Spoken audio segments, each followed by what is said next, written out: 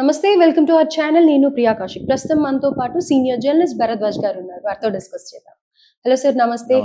Sir, పశ్చిమ గోదావరి జిల్లా తణుకులో అనుకోని విధంగా ఎస్ఐ గారే ఆత్మహత్య చేసుకున్నారు. అంటే ఈ మధ్య కాలంలో చూసుకున్నట్టయితే పోలీసుల మీద అక్కడో ఇక్కడో ఏదో ఒక వార్తలు వస్తున్నాయి. అంటే ఎంతో దృఢంగా ఎంతో స్ట్రాంగ్ గా ఉండే వీళ్ళు మెంటల్ గా ఎమోషనల్ గా అన్ని విధాలుగా స్ట్రాంగ్ ఉంటారు అని అనుకుంటూ ఉంటాం. అలాంటిది స్టేషన్ లో వచ్చి ఆయన మనస్తాపానికి గురయ్యారు అని చెప్పేసి ఆత్మహత్య చేసుకున్నారు అంటే దీన్ని ఎలా చూడాలి అని అంటారు? అంటే గేదెల అపహరణకి సంబంధించిన ఒక కేసు ఏదో వచ్చింది వాళ్ళ స్టేషన్ కి. ఓకే. అందులో ఆయన ఏదో అక్రమాలకు పాల్పడ్డాడు అనేవి కొన్ని ఎలిగేషన్స్ ఉన్నాయి ఆయన మీద. దీంతో పాటు ఇంకొన్ని ఆరోపణలు ఉన్నాయి. ఆ నేపథ్యంలో ఆయన మనస్తాపానికి గురయ్యాడు అని చెబుతూ చంద్రబాబు నాయుడు గారు పెనుగొండ వస్తున్న సందర్భంగా బందోబస్తు ఏర్పాట్లు ఆ హడావిడి జరుగుతున్న టైంలో ఈయన స్టేషన్కి వచ్చి ఈ తన సర్వీస్ రివాల్వర్తోనే కాల్చుకుని చచ్చిపోయాడు అనేది ఇప్పుడు వార్త. అయితే దీని వెనకాల చూడవలసింది ఏంటంటే ఈ మూర్తి, ఎస్ఐ మూర్తి యాక్చువల్ క్యాస్ట్ ఏమిటి, ఇతర అంశాలు ఏమైనా ఉన్నాయా, పై అధికారుల నుంచి ప్రెజర్స్ ఎలా ఉన్నాయి, వాళ్ళతో సంబంధాలు ఎలా ఉన్నాయి, ఇవన్నీ కూడా ఒకసారి చెక్ చేస్తే కానీ అసలు నిజం ఏమిటి అనేది తెలియదు. ప్రస్తుతానికైతే ఇతని మీద ఆరోపణలు ఉన్నాయి. ఆల్రెడీ సస్పెన్షన్లో ఉన్నాడు ఆయన. ఉన్నాడు కాబట్టి సస్పెన్షన్లో ఉన్నాడు అంటే నేరాలు నిరూపితమైనట్టు కాదు. ఒకవేళ సెన్సిటివ్గా ఫీల్ అయ్యి ఒకవేళ నేరం నిరూపితం అయిపోతుందేమో అని భయపడి ఆత్మహత్య చేసుకున్నాడా, లేకపోతే పై అధికారుల నుంచి వేధింపులు ఉండి ఆ వేధింపుల ప్రెజర్ వలన చనిపోవాలని నిర్ణయించుకున్నాడా? అంటే ఆత్మహత్య చేసుకోవాలనుకోవడం అనేది చాలా పెద్ద డెసిషన్. ఈ పెద్ద డెసిషన్ తీసుకోవటానికి ఒకటి అతని మీద విపరీతమైన భయమైనా ఉండాలి. అంత భయపడేవాడు అంత స్థాయి అవినీతికి పాల్పడతాడా అనేది ఒక డౌట్. రెండోది, ఇంకేదైనా ప్రెజర్స్ ఉన్నాయా, ఇతన్ని వాంటెడ్గా ఇరికించారా అందులో అనేది కూడా చెక్ చేయాలి. వీటన్నిటికంటే కూడా మూలం ఏంటంటే ఇతని కులం ఏమిటి, కులపరమైన గొడవలు ఏవైనా ఉన్నాయా అనేది కూడా బయటకు రావాల్సి ఉంటుంది. కొన్ని సందర్భాల్లో ఆ రకమైన వేధింపులు కూడా జరుగుతాయి పోలీస్ డిపార్ట్మెంట్లో. కులపరమైనటువంటి వేధింపులకు గురై చనిపోయినటువంటి ఎస్ఐలు కూడా ఉన్నారు. చిల్లకల్లు, జగ్గైపేట దగ్గర చిల్లకల్లు పోలీస్ స్టేషన్లో ఎస్ఐ చిట్టిబాబు ఆత్మహత్య చేసుకున్నాడు. అంటే స్టేషన్లోనే ఉరేసుకుని చనిపోయాడు. అతను ఉరేసుకుని చనిపోవడానికి కారణాలు స్పష్టంగా ఆయన రాసిపెట్టే చనిపోయాడు. ఆయన ఏం రాశాడంటే పై అధికారులు కులపరమైనటువంటి వివక్ష చూపిస్తున్నారు నా మీద, అందుకని నేను చనిపోతున్నాను అని చెప్పి ఆయన ఒక నోట్ రాసి చనిపోయాడు, ఉరేసుకుని. అలాంటి ఇన్సిడెంట్లు కూడా ఉన్నాయి చరిత్రలో. అందుకని ఇక్కడ పోలీసులు స్ట్రాంగ్గా ఉంటారు అని మాత్రమే అనుకోలేము. వాళ్ళలో కూడా కొన్ని సెన్సిబిలిటీస్ ఉంటాయి. రెండోది, ఇక్కడ భయపడ్డా అనేది ఒక ఇది. అంటే తన మీద ఏదైనా చర్య తీసుకుంటారా, ఈ నేరాలు బయటకు వచ్చేస్తే తన మొహం బయట చెల్లుబాటు కాదు, ఎలా ఏమిటి అని విపరీతమైన సెన్సిటివిటీకి గురైపోయి ఏమైనా ఆత్మహత్య చేసుకున్నాడా అనేది కూడా ఒక కోణం ఉంది. కానీ దీనికి సంబంధించి అతను నోట్ ఏం పెట్టినట్టుగా లేదు అక్కడ. అతను నోట్ లేదు. ఫోన్లో ఎక్కడైనా ఏమన్నా మాట్లాడా, ఏదైనా వీడియో చేశాడా, ఏమిటి కారణం అనేది బయటకు రావాల్సి ఉంది. ఆయన కుటుంబ నేపథ్యం ఏమిటి, ఫ్యామిలీ మెంబర్స్ ఏం మాట్లాడతారు అనేది అక్కడి నుంచి గ్రౌండ్ రియాలిటీ వైపు వస్తే తప్ప ఎవరెవరు ఆయన మీద ఆరోపణలు చేశారు, ఈ ఆరోపణలు ఏ మేరకు నిజాలు, ఇవన్నీ బయటకు రావాలి. సస్పెన్షన్కి కారణాలు ఏమిటి, ఇవన్నీ బయటకు రావాలి. వచ్చిన తర్వాత మాత్రమే ఆయన ఆత్మహత్య గురించి ప్రపంచానికి ఒక అవగాహన కలుగుతుంది. కానీ ప్రస్తుతానికైతే కన్ఫ్యూజనే ఉంది అక్కడ.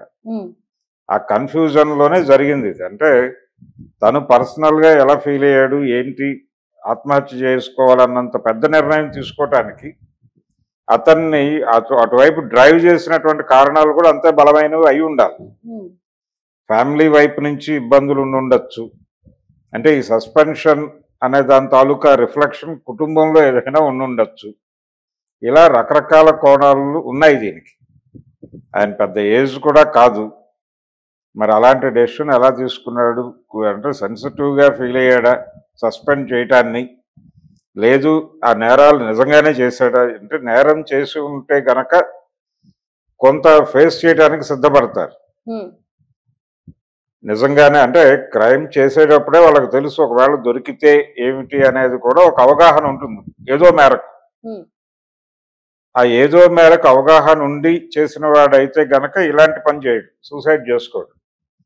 ఇప్పుడేదో ఆ గేదెల తరలింపు ఏదో దొంగతనం తాలూకా కేసు ఏదో ఇతను డీల్ చేశాడని చెప్తున్నారు ఓకే. ఆ తణుకు ప్రాంతంలో. దానిలో ఏదో అక్రమాలకు పాల్పడ్డాడంటే లంచం తీసుకుని ఉంటాడేమో బహుశా, దానికి ఆత్మహత్య చేసుకోవాల్సినంత పరిస్థితి ఉంటుందా అనేది ఒకటి.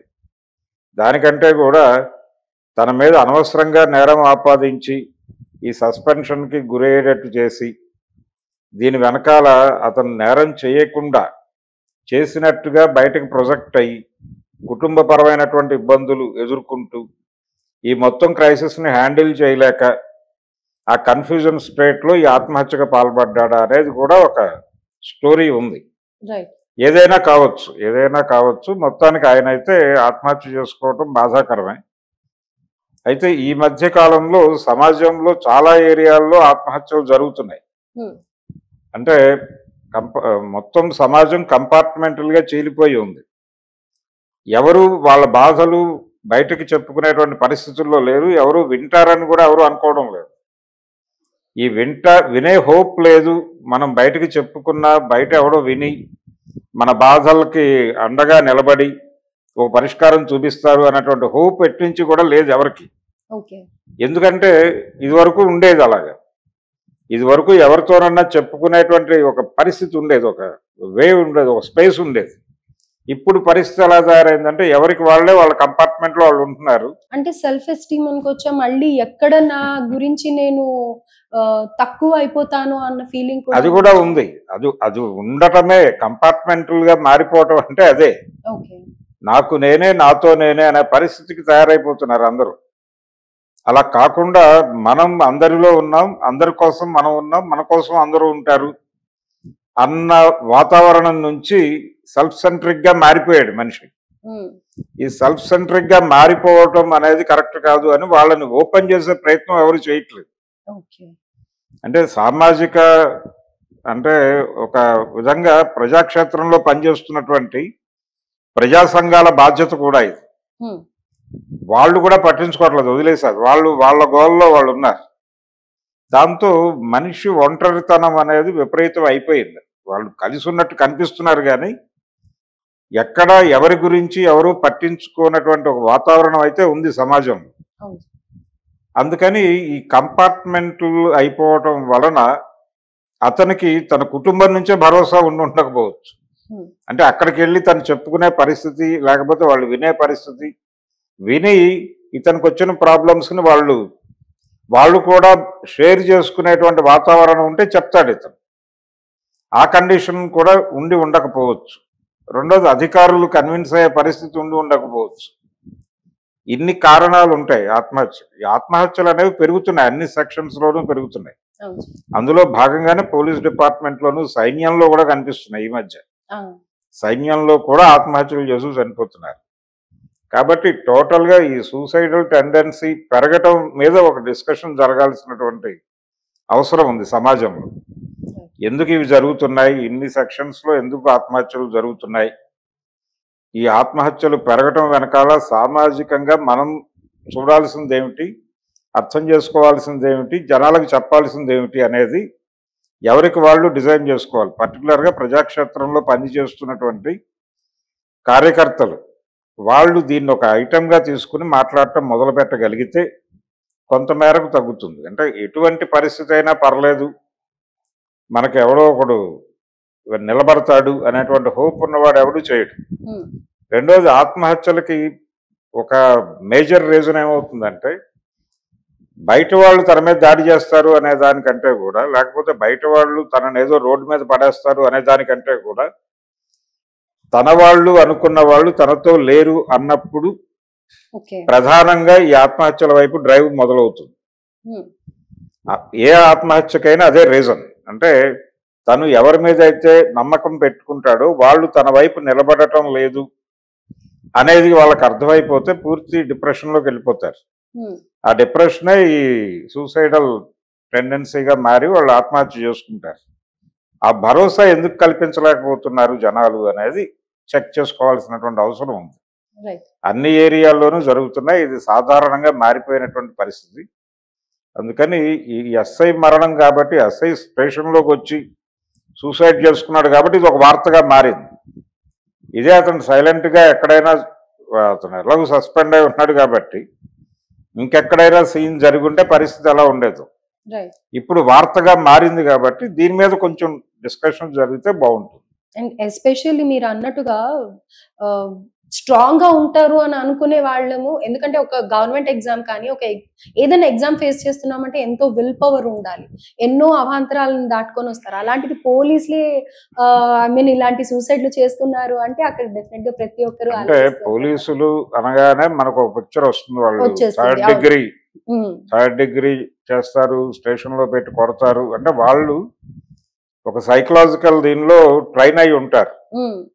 అంటే అవతలాడి దగ్గర నుంచి అలాగైనా నిజం కక్కించాలి, లేకపోతే ఎన్కౌంటర్లు చేసేసే పరిస్థితి కూడా ఉంటుంది. అంటే నిర్దాక్షిణ్యంగా వాడు నేరం చేసినా చేయకపోయినా వీళ్ళు కాల్చేస్తారు. ఏదో ఒక ప్రయోజనం కోసం ఎక్కడి నుంచో ఒక ఉత్తర్వు వస్తుంది, దాని ప్రకారం వీళ్ళు యాక్ట్ చేసుకుంటూ వెళ్ళిపోతారు తప్ప పాపపుణ్యాలతో మనకు సంబంధం లేదు అన్న టోన్లోనే ఉంటారు. అంటే వీళ్ళ బ్రెయిన్ కూడా ఎలా సెట్ చేస్తారంటే పాయసంలో గరిట్లాగా మారుస్తారు. పాయసంలో గరిటెకి దాని రుచి తెలియదు, వేడి తెలియదు, ఉంటుంది అంతే. అదే పరిస్థితి ఎస్ఐలది కానీ కానిస్టేబుల్స్ది కానీ డిపార్ట్మెంట్లో. అందుకని వీళ్ళ ఆలోచనలు ఇవన్నీ కండిషన్ వైజ్ అయిపోతుంది. ట్రైనింగ్ అంటే అదే, పోలీస్ ట్రైనింగ్ అంటే అదే. అందుకని బయట వాళ్ళకి వీళ్ళు స్ట్రాంగ్గా ఉన్నట్టుగా కనిపిస్తుంది కానీ లోపల వాళ్ళకు కూడా వీళ్ళకేం లేదు. వీళ్ళు నిరంతరం భయపడతారు. అంటే ఇప్పటికీ ఒక రకమైన దొరతనం పోలీస్ డిపార్ట్మెంట్లోనే కనిపిస్తుంది. ఆ మధ్య పతంజలి అని ఒక రైటర్ కాకివనం అని ఒక నవల రాశాడు. ఆ నవలలో వాళ్ళ పరిస్థితులు, ఆయన జర్నలిస్ట్ కూడా, వాళ్ళ పరిస్థితి ఏమిటి, వాళ్ళు పెద్ద ఆఫీసర్ల ఇళ్లలో కానిస్టేబుళ్ల పరిస్థితి ఏంటి, వాళ్ళు బట్టలు తూగుతారు, అన్ని పనులు చేస్తారు. సినిమాల్లో చూపిస్తూ ఉంటారు కదా, అలాగే. అంటే ఆ రకమైన దొరతనం ఉంది డిపార్ట్మెంట్లో అని చాలా మంది రాశారు.